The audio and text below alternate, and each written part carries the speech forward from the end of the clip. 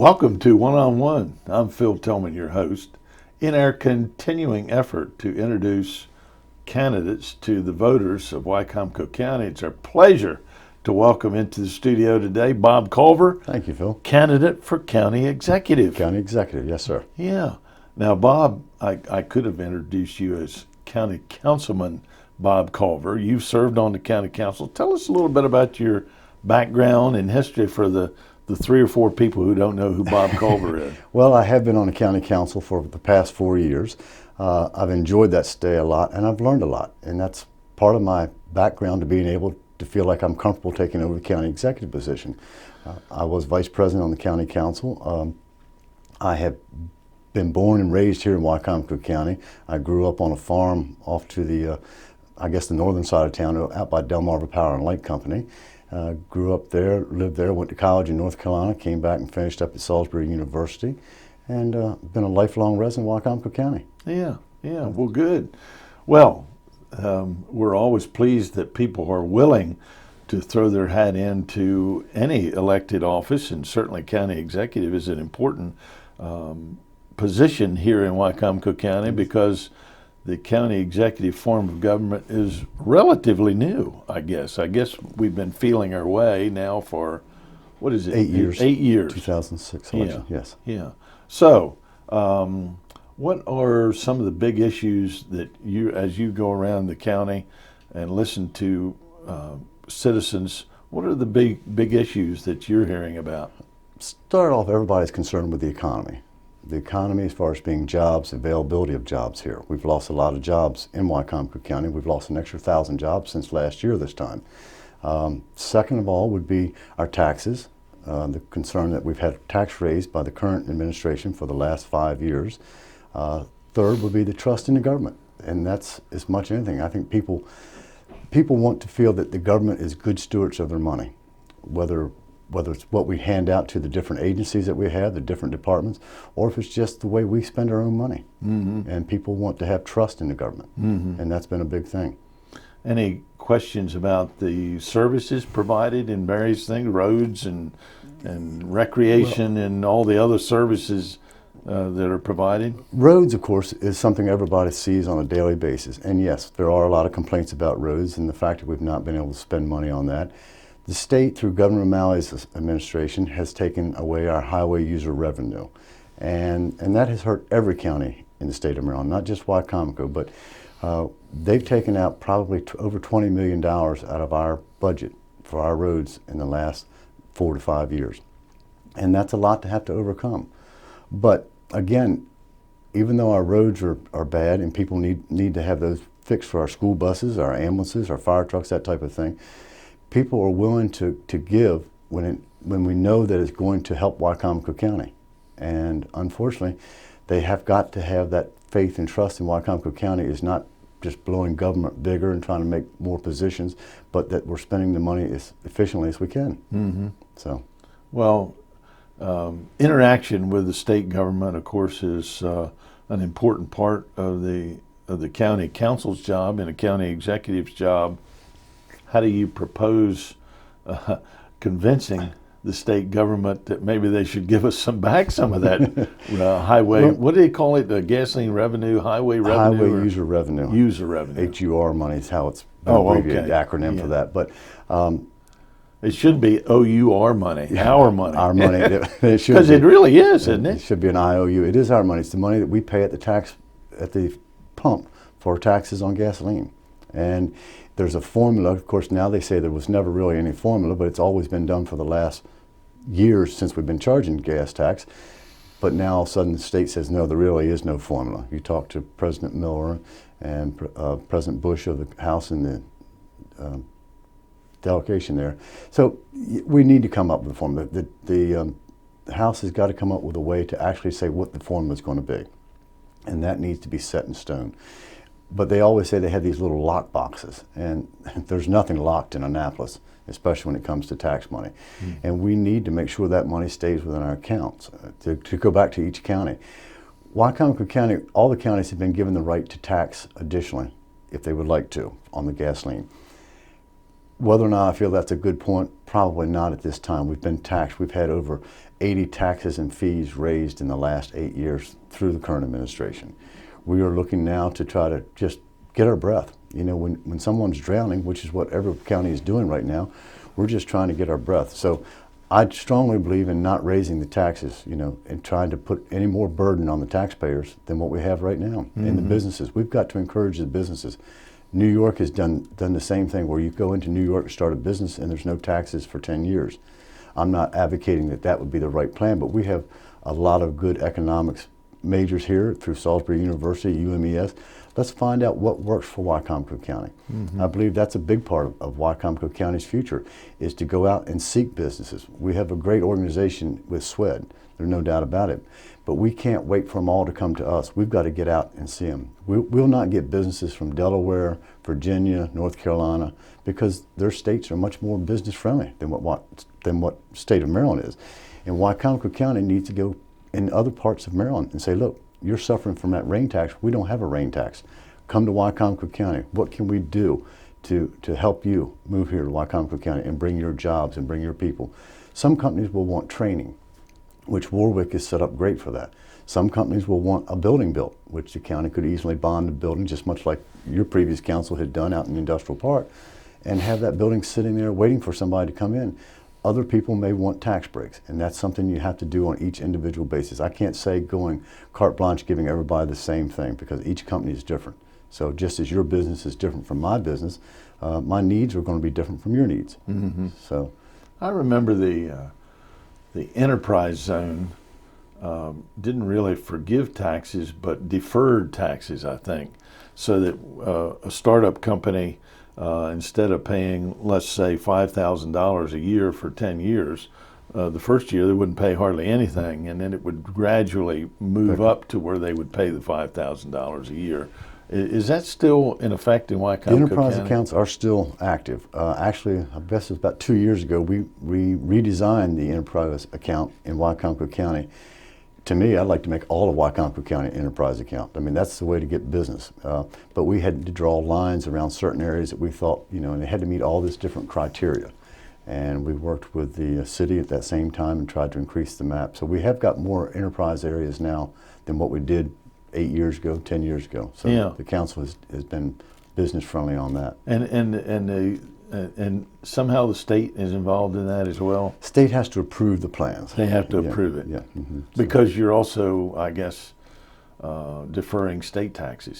So they have to be part of it. Right. Well, the state of Maryland reserves, when it comes to taxation, they like to have the final say on that. They do. Regardless, don't they? They do. And if not right, they will let you know real quick, you know, what to do. Yeah. Well, I guess Wicomico, as you say, is in the same boat as the other 23 counties and Baltimore City, the 24 subdivisions. So being able to work through, I guess it's Maryland Association of Counties or whatever, to get that point across. We're all in the same boat when it comes to the state government putting pressure on county government by denying funds that they used to give us. True, and we are all in the same boat as far as that goes. But you know, there's a way of handling that boat. Sometimes you can be reactive or proactive. I believe Wicomico County needs to be proactive. We need to get out there before this curve. I mean, in my honest opinion, back in 2006 when we saw the recession coming, we should have tightened up then, not wait till we got hurt and then tighten up. Just as in your business, in my business, you anticipate, you learn from your past mistakes. You learn from, all right, that didn't work, let's go ahead and do this again, and you don't make the same mistake again. And you've got to get out in front of that curve. And Wicomico County can do it. Wicomico County is the #1 producer of agricultural products in the state of Maryland. And that's something to be proud of. Yet you ride by Nanticoke Road and you see our extension service, it looks like the building should be almost vacant because there's trees growing up in the soffit, there's water leaking in the roof.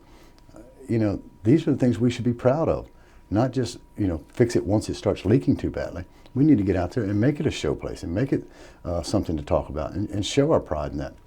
But we have, do I think we're going to get the Crown Cork and Seals and the Campbell Soups? No, I don't see that coming back for my lifetime or my, you know, generation.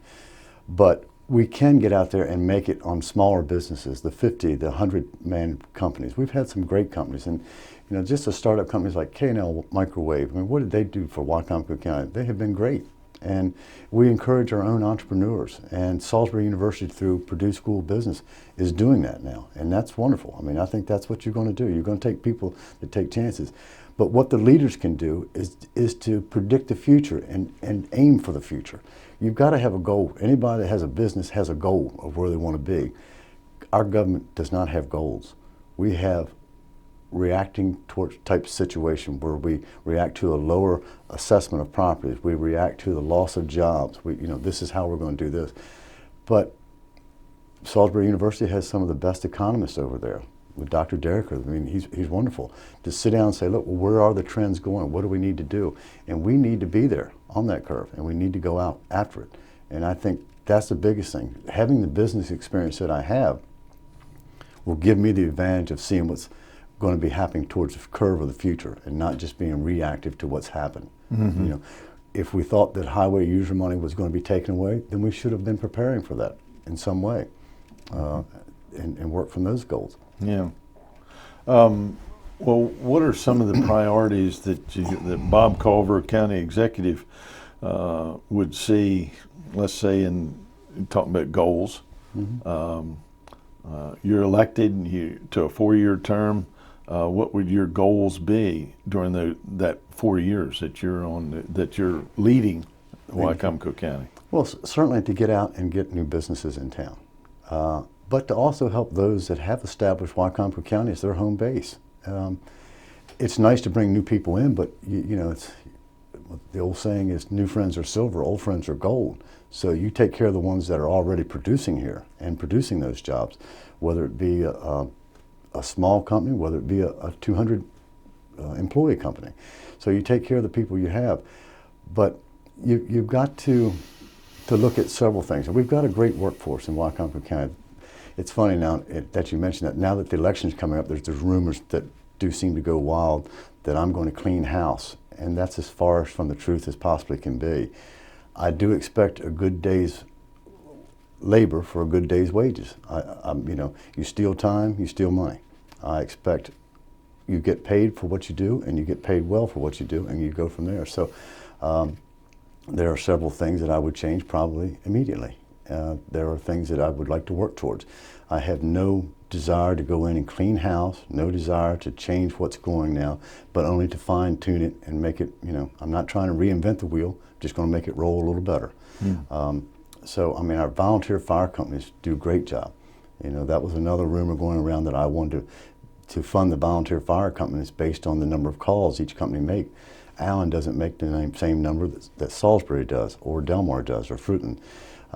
I've got to look to those people in those volunteer fire companies to tell me which is the best way it works for them.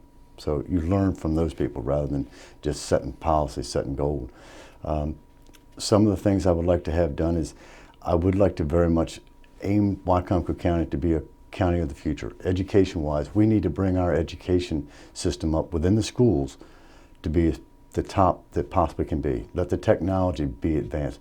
I'm not so much in for the glass and the brass. I'm more for what the technology is taught in the school. I believe our teachers should be the top qualified teachers, and they should get the top pay that we can afford to give them.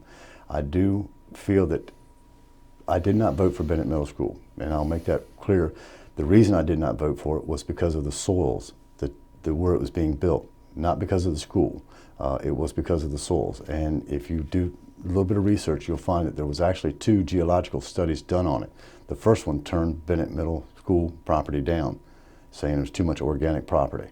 The second one said it was okay. So why would you just disregard the first one and go right there? Question I need to ask. But anyhow, we have Bennett Middle School, but we do need to concentrate on our students coming up, and they are our future. There are some things that I would like to do. There's a program where every student has got to have 75 hours of community service. My children went through that at school. Let's have those children actually give community service for all those that are graduating. Some of them do the ASP, which is wonderful. I think that's good. But we have positions in Wicomico County. We have to teach the young people how to work. Rather than teaching them it's good to take off during summertime, we need to teach them that it's good to have a job. Once somebody makes that first check, they feel a whole lot different pride about themselves than they do just getting an allowance from mom or dad or something like that. So we need to teach the young people how important it is to have the self-confidence in yourself to go out and get a job. We're not going to have all $20-hour jobs in Wicomico County, and any economic study that you do teaches you quite quickly you need a good base. A workforce is like a pyramid. You need the base of it down to the bottom with the minimums going right on up to the top positions. And many of us don't make that top position salaries until we're much older. You can't start off. I mean, that's something everybody talks about, this younger generation.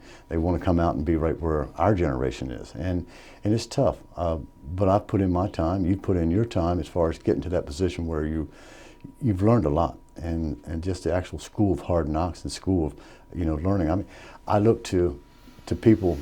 Milford Twilley was one of my great mentors, a wonderful man as far as building.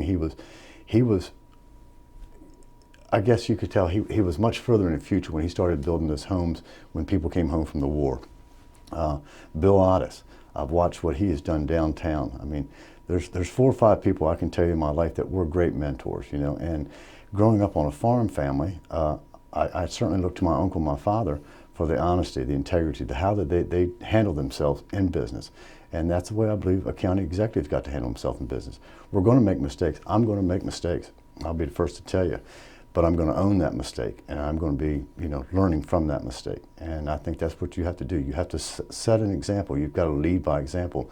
If 8 o'clock is the start time that we get to work, then the county executive is going to be the one that's going to be there at 7:50 to show everybody this is when we start. Mm-hmm. So, and that's a good way of leading, I think. It's worked for me well in the past. Mm-hmm. So, yeah. Well, you grew up on a farm. You're used to getting up early and starting early. I'm sure. Anything less than a 16-hour day seems like just a cakewalk. Well, you mentioned education, and of course that's a big part. How does the county executive make his priorities known to and convince the Board of Education to adopt the same policies? Well, actually, the county has no control over the Board of Education or how it spends its money. But I don't believe you do it by rewarding them. Currently, our executive has gone over the maintenance of effort. There's been a maintenance of effort started years ago through the Thornton bill that we have got to meet what we did last year as well as pay extra based on the enrollment. Our enrollment in this county this year, actually, our maintenance of effort would have gone down by $88,000. Currently, our administration not only gave them that money, but also more money than that. So you don't reward what you think is either improper behavior or improper spending by giving them more money. I do believe in the security in the schools. I mean, what's happened in some of these schools over the country is just heartbreaking. I don't know how parents deal with that, but the security is something we do need to spend money on. We need to have our schools up to date. I have no problem with air conditioning the schools and doing that. But again, we have $160 million tied up in 2 schools. And if you look at Warwick Community College, which I think is a great facility, was built for a lot less. It's not as fancy. We don't have sod on the roofs out there. We don't have the things that we have in Bennett Middle School or Bennett Senior School. But we have nice, comfortable schools, nice learning environments, and that's what we're to create, learning environments that are comfortable for our children as well as beneficial for our children. So that's how I want to aim the county. We don't have to be like like Anne Arundel County or Prince George's County. We've got to be like Wicomico County. We have an identity. Now let's live to that identity and make it stronger. Mm-hmm. So it's the programs themselves that you're indicating you would like to be the very best. I think you programs made that. And teachers. I want the very best teachers. Yeah. And if it means getting more money to them, then great. Let's get them more money. Mm-hmm. I don't believe that the state has been fair in the fact that the pensions have been passed down to the counties without the counties having a seat at the table. And I'm hoping I think that's going to change this year, where there will be some representatives from MACO. And I've been a member of MACO for the last 4 years as the representative. First year I was just there as as a tourist and observe. In the last 3 years, I was the alternate member, and I have been the voting member for the last 2 years. Mm-hmm. So it's a process. You work your way up to it, and I've enjoyed it. I've met a lot of different people from different counties that I can learn from. Yeah. You know, Talbot County in their implementation of the WHIP program, they've done a great job. So we need to learn from that. What's the WHIP? Watershed Implementation Plan. And our original estimates for Wicomico County were coming in between $700 and $800 million is going to cost us to do this. It's all part of Clean Chesapeake Bay. But Talbot County has reached 90% of their WHIP program through planting sawblack grasses in their ditches. And that filters out the imperfections, the impurities, the phosphoruses, the nitrates, that kind of stuff before it gets to the rivers, the Tread Avon and that kind of stuff. So let's use that, and let's capitalize on that. And I've talked to Donnie Drewer about the state owns a lot of land going to where I live in Whitehaven. The state owns both sides of the road for many of the acres of woods, and we have large ditches going down there. Of course, they can fill up quickly some days, but he felt like there's no problem for us to put in some stormwater retention ponds, and that's a filtering system. So that's going to help filter thousands of acres that lead into the Wicomico River. So we need to work with the state. I mean, it's not an adversarial type thing. We need to work together rather than being, we don't need to finger point. Yeah. We've got some of the best delegates on the Eastern Shore here. Now, granted, we're limited. It's the number we have, only 9, will be 10 this year, versus like the 47 through Montgomery County. But they are good. They're persuasive. They're very good delegates, and we need to count on them. The county executive needs to go to Annapolis. It needs to be known. But I don't need to spend 3 days a week in Annapolis. Wicomico County is who I'm working for, and I have 92,000, 93,000 people in Wicomico County that I am responsible for every day. And as a county executive, I expect to answer to them. And I will have to go out of town to Annapolis, and I don't mind going to it. I believe you used to call it the Beg Fest, where you go and you try to get money from the state. Yeah, I can do that. But my allegiance is to Wicomico County and its people. Mm-hmm. Would you use a similar staff in the county executive's office? I mean, do you have some idea about how you would staff the county executive's office? Well, currently there's a director of administration, Mr. Strasburg. There's an assistant director, and that would be Sharon Moores, and there's 2 secretarial staff there. And there is a PIO officer, Tamara Brooks. All of them are great people. Yes, I have different plans. I'm not saying, and this is improper for me at this point in time to say who I would change or what positions I would change, but the department heads, our department heads have a lot of experience, and our direction is going to change. We're going to be going more future-oriented rather than proactive or reactive. We're going to be more proactive. And I would hope the department heads will go along with me on that. If, in fact, they don't, then that's the time I'll make the change. Yeah. I'm not coming in to say I'm going to cut anybody. We just want to take a different direction. And that's my goal, to take a different direction, have government serve the people rather than the people serve the government. And I feel now that a lot of people just feel like they pay taxes and they don't know what's going on in the government, and they get to catch it through PAC 14 on the council meetings, that type of thing, but they need to be a part of it. Everybody needs to be a part of the local government because everybody has a voice in it, and that's the way I want to make it stronger. One of the, I guess, big functions of the executive's office is you have to put the budget together. You have to submit a budget to the county council. You've been on the receiving side of those budgets in the 4 years you've been on the county council. Any changes? Yes, sir, it would be. First of all, I believe every 2 years, at least every 2 years, we could start back with a zero-based budget. You don't know what fat you've got to trim until you're able to start from zero. So we will do that. I will bring in and start each department from the beginning and go from there. So I think we can trim some money there. Secondly, I want the county executive and the county council to work together. I believe that I should sit down with the council. There's 8 people that are elected to basically make decisions for this county, the county executive and the 7 council districts. Let's sit down and go over each department. Let the road department come in and sit down with the council and the executive so they can hear it. there's no need for this adversarial type thing. The executive sends his budget to the council, and the council has to cut it here, send it back, and do all that. Let's sit down, and then we decide it. We'll decide what Phil Tillman's budget is on one-on-one, and that's it. And we go, so we'll be done with the budget hopefully by March or April, instead of waiting until June the 15th.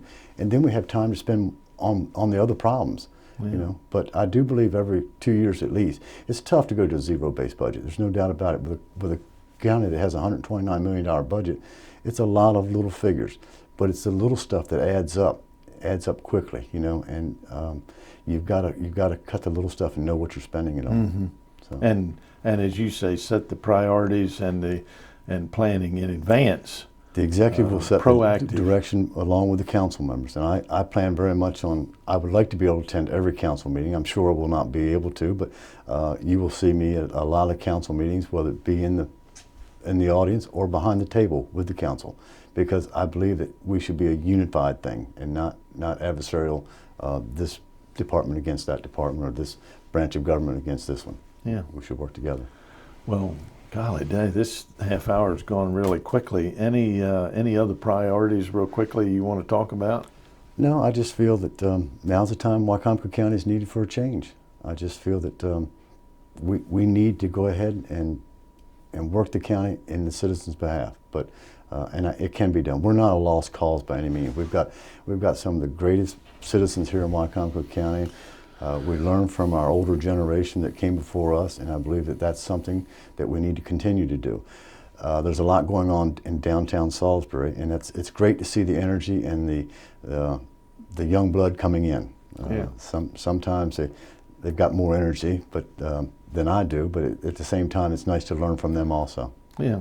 And of course, you have a business downtown, so I do have a business it's downtown. exciting for you to see It that. is. It's great to see the revitalization and what the city council is doing to help that. So, Yeah. and that's a good point too. I think the city and county council should work much closer together, because when you say Salisbury, that's synonymous with Wicomico County, and Wicomico County is known as Salisbury. So we need to work together. I mean, we're all in the same sandbox. You know, we need to play well and go on. Yeah. You know, so Yeah. we'll have a lot better future for all of us. Well, Bob Culver, we're going to give you the same opportunity we give everybody else, and you look at that camera right in front of you and pretend it's the door, and potential voters have just answered the door. What do you say to them? Well, I'd like to Look introduce right in. myself as Bob Culver. I plan on being the next county executive. I will be the second county executive of Wicomico County, and I hope very strongly to make people have confidence back in the government and the trust in the government that they deserve in Wicomico County. Good. So, Bob, thank you for your Thank you. service to the county. Thank you for throwing your hat in the ring. well, I enjoy it. And we're always appreciative of people who are willing to step up, not just say something, but step up and run for office. So thanks, and thanks for being here on PAC 14. Thank you for having me. And you can make my budget real easy, because I get paid nothing for this. Well, let's see, I can That's figure that zero. out easy. That's really, yeah, okay. Yeah, it's really zero-based. I'll take care. I'll make that mental note too for you. Okay, Bob. Thank you, buddy. Thank you, Phil. And thank you for being with us as we interviewed Bob Culver, candidate for county executive right here in Wicomico County, right here on PAC 14.